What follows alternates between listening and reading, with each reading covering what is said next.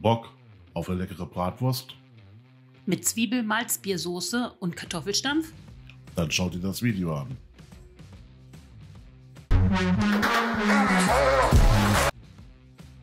Wir beginnen heute mal mit Kartoffeln. Die werden in gleichmäßige Stücke geschnitten. Einfach damit sie gleich im Wasser relativ schnell und gleichmäßig garen. Denn es gibt Kartoffelstampf. Und zwar ein bisschen grober. Ist ja auch Kartoffelstampf, kein Püree. Dazu erstmal die Kartoffeln in kaltes Wasser tun. Kräftig mit Salz würzen. Und dann aber auf den Herd.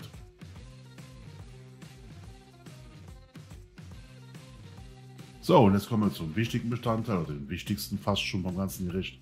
Zwiebeln. Diesmal keine roten, sondern richtig große, weiße Gemüsezwiebeln. Aber Zwiebeln dürfen grundsätzlich eigentlich nie fehlen, oder? Das ist wohl so. Zwiebeln geben immer Geschmack, Zwiebeln geben immer die richtige Würze. Egal ob süß oder kräftiger, scharf. Und für eine Zwiebelsoße brauchst du Zwiebeln. Oder du benutzt eine Tüte. Definitiv. Erstmal in Halbringe geschnitten, dann grob zerlegt, damit sie gleich in der Pfanne auch gleichmäßig garen.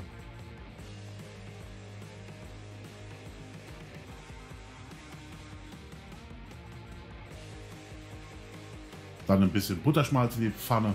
Gute alte Butterschmalz. Oh ja. Grob, also warten, bis das Butterschmalz zerlaufen ist, haben wir ein bisschen vorgespult hier, das dauert ja zu lang. Und wenn wir richtig gut Hitze auf der Pfanne haben, dann kommen die Zwiebeln dazu. Richtig.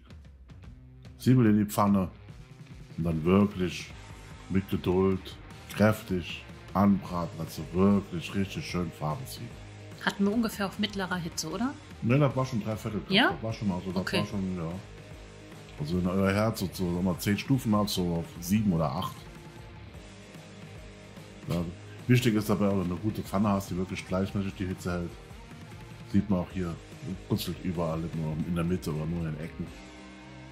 Und zwischendurch umrühren ist ganz wichtig, damit ihr nicht irgendwann ein paar schwarze Zwiebeln dabei habt, weil dann wird es echt eine bittere Geschichte. Richtig.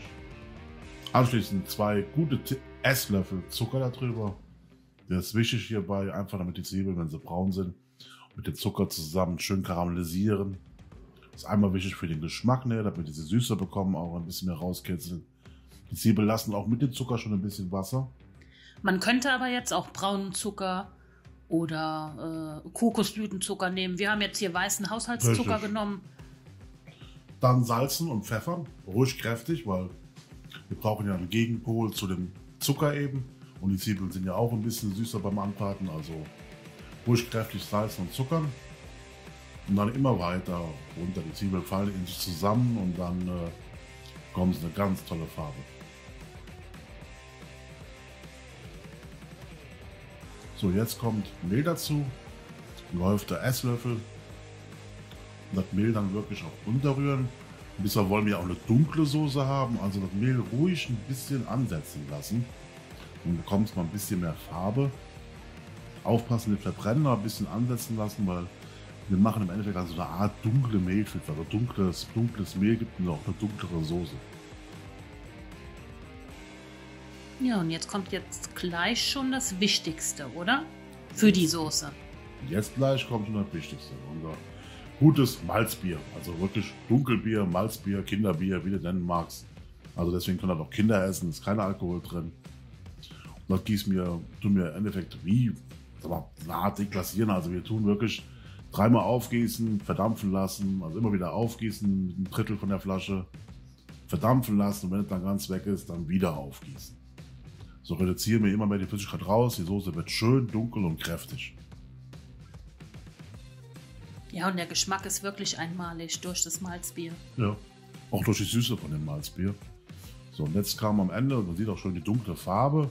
Und jetzt kam eine kräftige Rinderbrühe dazu.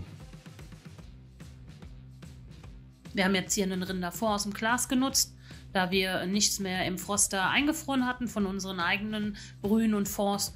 Aber das ist auch mal ganz okay, das kann man ruhig machen. Natürlich. Und dann einfach runterstellen. Und dann einfach nur auf kleinster Stufe dann einfach vor sich hinköcheln lassen. So, und jetzt kommen wir schon zum nächsten Hauptdarsteller unserer Bratwurst. Thüringer Rostbratwurst von Fleischer und der Koch. Von unseren Freunden aus Berlin. Tolle Qualität wieder. Wir haben jetzt keine 10 Bratwürste davon reingehauen. Wir haben wirklich nur 4 rausgeholt. Die anderen haben wir auf einmal verwendet für ein anderes Gericht. Aber dazu beim nächsten Mal. Vielleicht. Übernächstes Mal. Wenn du die Bratwürste mal ausprobieren willst, unten in der Videobeschreibung ist ein Code, da bekommst du satte 10% bei Fleisch an der Koch. Einfach mal ausprobieren. Und da braucht man auch keine Angst zu haben, dass es so ein großes Päckchen ist. Du nimmst einfach die raus, die du benötigst. Die anderen verwendest du für ein anderes Gericht oder du kochst was vor. Du machst die doppelte Menge, frierst was ein. Da gibt es so viele Möglichkeiten, also scheu dich nicht, da nicht zuzugreifen, nur weil da 10 Stück im Päckchen sind. Und die haben auch kleinere Packungen. Ja, klar. So, jetzt kommen auch schon unsere Kartoffeln. Die sind mittlerweile weich gekocht. Wir haben sie direkt aus dem Wasser rausgeholt. Diesmal eine flache Schale. Normal hätte man eine hohe Schale, aber wir wollen dir ja zeigen, wie man Stampf macht. Und eine hohe Schale war ein bisschen semi-optimal, weil da kommt man jetzt filmen. Also eine flache Schale, extra für dich, damit du siehst jetzt, wie die Kartoffelstampf. Die Grumbbiere, so wie man es bei uns hier nennt, oder Grumpere. Ja, bei uns heißen. Oder Kartoffele. Genau. Wie heißen Kartoffeln bei dir? Schreibe mal unten in die Kommentare. Aber bitte in Lautschrift, damit wir auch in Ziffer auch nachsprechen können. Das wird mich interessieren. So, jetzt kommen wir zu unserem nächsten Sache, also unseren nächsten Freunden aus Berlin, also Spicebar. Da haben wir diesmal den Kartoffelknaller genutzt. Genau. Also so ein Allround-Gewürz für Kartoffeln. Natürlich kannst du auch mit Salz, Pfeffer, Muskatnuss würzen, aber wir haben halt diesmal wirklich nur Kartoffelknaller, eine gute Flocke Butter dran, bisschen Sahne und dann gestampft. Aber wirklich nur grob gestampft, weil wir wollten ja wirklich kein Püree, sondern wirklich ein grobes, kräftiges Kartoffelstampf haben. Hast du hingekriegt? Oh ja.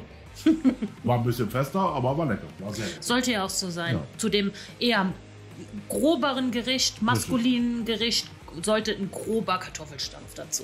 Man sieht hier unsere Bratwurst, sieht die toll aus. Gleichmäßig, schön, goldbraun, herrlich. Ja, die ist wirklich gut geraten.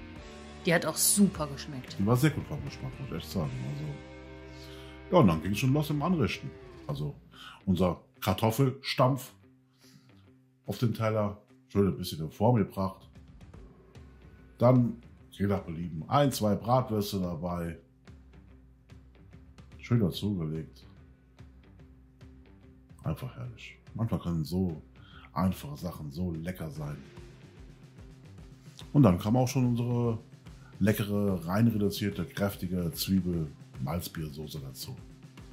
Einfach herrlich. Die glänzt, die hat Geschmack, die war einfach toll. Ja, diese Soße kannst du auch definitiv super zu einem Rumpsteak kombinieren. Wäre auch eine super Möglichkeit. Oder zu einem Braten. Oder zu einem Braten, zu einem Spießbraten auch. Ja, auch. Also diese Soße ist wirklich ein Geheimtipp von uns. Probiert's unbedingt aus. Oben drüber noch ein bisschen Angeberpetersilie oder Angeber-Schnittlauch. Schnittlauch. Ja, das ist ein Schnittlauch. Und dann geht schon ans Probieren oder ans Essen. Einfach. Diese Mischung, Kartoffelbrei, eine gute Bratwurst, eine schöne Soße, einfach lecker. Also da beneide ich dich immer, dass du hinter der Kamera stehst. Wenn du das Rezept mal ausprobieren willst, auf www.ungas-kitchen.de. Viel Spaß beim Nachkochen. Bis zum nächsten Mal. Tschö.